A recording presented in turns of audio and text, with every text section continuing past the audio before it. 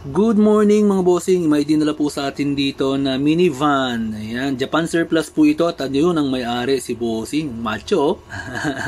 Ang issue daw nito mga bossing ay matagal daw mag-automatic on ang kanyang rad fan. At napupuno itong kanyang coolant reservoir or coolant reserve tank. Tinanong ko po kung kumukulo ba yung coolant dito sa kanyang reserba or nilalabas niya yung ibang coolant, ini-spit out niya. Oo daw po, pero hindi lumalabas yung kanyang overheating warning light dun sa gauge. And pag umandar na daw po yung rad fan, magsasubside na ulit yung tubig, babalik na sa radiator, and then magiging okay na ulit. And same procedure, ganun na naman po yung mangyayari, and magsasubside ulit siya pag nag-automatic on ang rad fan. So ang ginagawa na lang ni bossing daw ay nag-on siya ng aircon para normal ang flow ng cooling system. Pina-check ito ni bossing sa ibang shop bago dalhin sa atin, and ang hatol daw ay top overhaul, and pinaghahanda siya ng 15,000 pesos. Masaklap-saklap yun mga bossing. And tama yung ginawa ni bossing na magpa second opinion muna dahil may alam din naman si bossing sa sasakyan at wala naman daw usok and malakas naman ang hatak.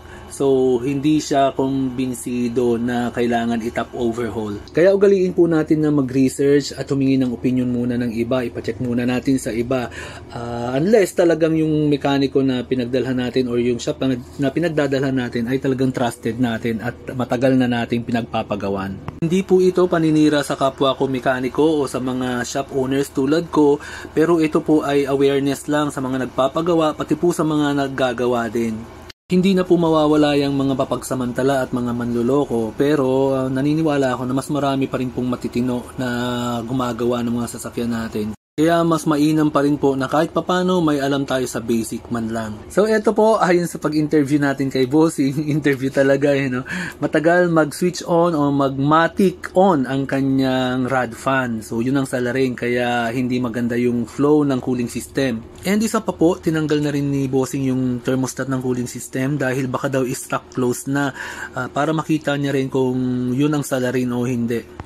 Pero ganun pa rin daw po, napupuno pa rin ang kanyang reserve tank. Pag ganitong issue po, unahin nyo munang i-check ang coolant temperature sensor or electronic temperature sensor. Since wala naman pong overflow sa reserve tank pag naka-on ang aircon at saka pag nagmatic yung rad fan. So ibig sabihin po, okay ang kanyang thermostat pag ganon. Ito pong Suzuki minivan K6A, nandito po yung location ng kanyang ETC or CTS. At ang pangtanggal po dyan ay deep socket na 19mm or close or open range na 19mm. Depende po kung alin ang magkakasya. Kalimitan naman po ng CTS or ETC, ang sukat po niyan ay 19mm. I-google na lang po ninyo yung CTS or ETC location ng mga sasakyan ninyo. Ang switching po pala ng CTS ng Nissan ay normally open, meaning pagka nakahugot po yung kanyang socket at nag-ignition on tayo or key on tayo, matik po aandar na yung kanyang rad fan. Baka po kasi makabili kayo ng defective, brand new man yan or galing sa parts out tulad nung nakuha ni bossing. Buti na ibalik pa niya. Pagka key on pa lang, umaandar na po yung rad fan. So ito po yung kanyang CTS or ETC. Lilinisin ko na lang po muna dahil walang mabilhan ng pyesa malapit dito. Yung nabili po ni bossing galing parts out ay defective, kaya pinabalik ko po. And ang ginagawa ko naman po talaga dito, pag may mga delay yung pag-open ng rad fan, ay nililinis ko muna to. Kasi in time po nagkakaroon ito ng mga kalawang, corrosion dyan sa kanyang tip na nakakaapekto sa pag-sense niya ng init.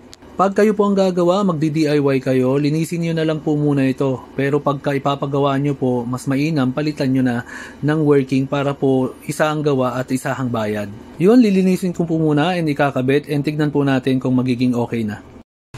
Ito na po mga bossing, at hindi ko na kinuhanan syempre yung pagpapaandar at pagtetest kasi masyadong matagal yon. So pinainit ko na po, kanina pa ito umaandar. Pakita ko po sa inyo kung napupuno pa ba o hindi na. Ayan, hindi na po napupuno, naglagay lang po kami ng coolant syempre dahil naubos yung kanyang coolant dito, pati yung sa reserba. Dahil nagtanggal tayo at nagbaklas sa kanyang cooling system. Yan, hindi na siya napupuno at hindi na siya umaapaw dito. Kanina pa po yan nakaandar, hindi ko po pinapatay para makita talaga natin kung okay na siya at effective yung paglilinis natin.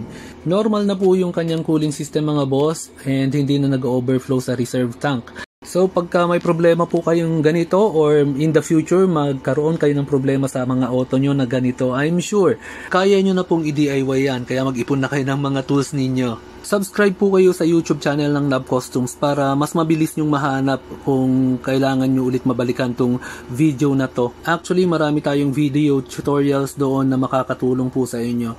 So, like and follow my page po, Nab Costumes, and keep sharing our videos po para marami pa tayong maabot. At syempre, ma-inspire pa ako lalo. God bless po!